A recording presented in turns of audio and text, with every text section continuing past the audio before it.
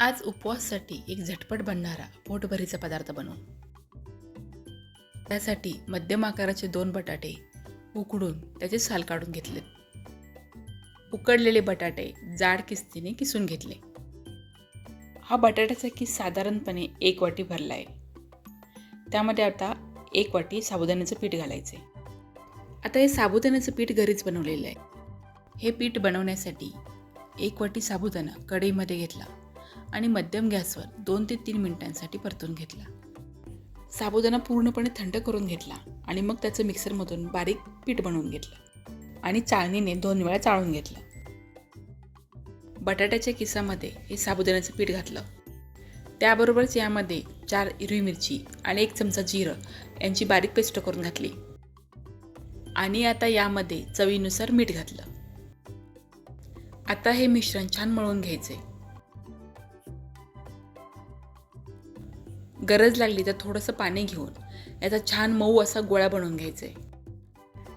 पीठ मळून तयार झालं की ते 15 ते 20 मिनिटांसाठी झाकून ठेवून द्यायचं, कारण यामध्ये आपण कच्चा साबुदाण्याचं पीठ घातलेलं आहे आणि ती भिजण्यासाठी आपल्याला 15-20 मिनिटं द्यावी लागतील.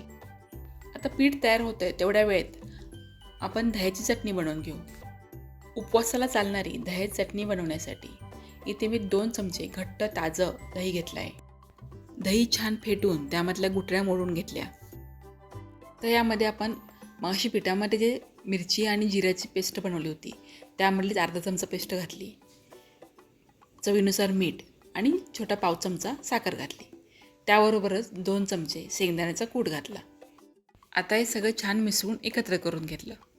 जर तुम्ही कोथिंबीर उपवासाला खात असाल तर यामध्ये बारीक चिरली कोथिंबीर किंवा किसलेलं आलंही घालू शकतो.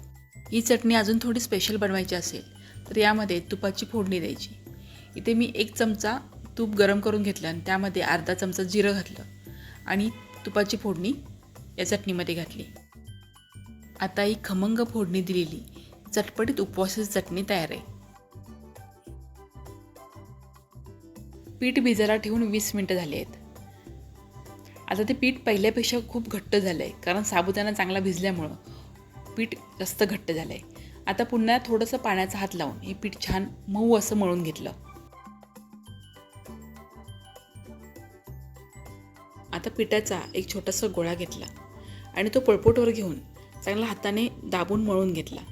त्यामुळं पीठ एकदम छान मऊ होईल आणि लाटताना कडेने चिरा पडणार नाहीत. आता पळपोटवर थोडंसं साबुदाण्याचं पीठ घ्यायचं आणि त्यावर हा गोळा ठेवून छान पातळ असा पराठा लाटून घ्यायचा.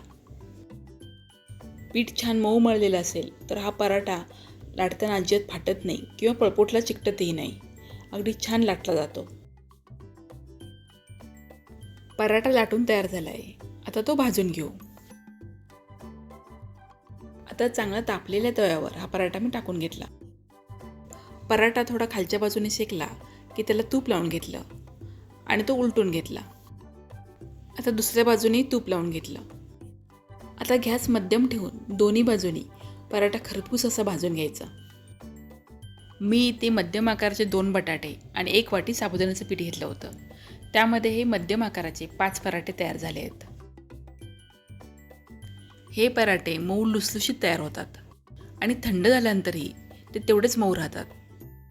आणि साबुदाणा आणि बटाटा दोन्ही पचायला जड असल्यामुळे हे 2 पराठे खाल्ले ना तरी दिवसभर भूक लागत नाही. फक्त 2 साहित्य वापरून झटपट बनणारे हे उपवासाचे पराठे तुम्हाला कसे वाटले मला कमेंट करून सांगा. व्हिडिओला लाईक आणि शेअर करा.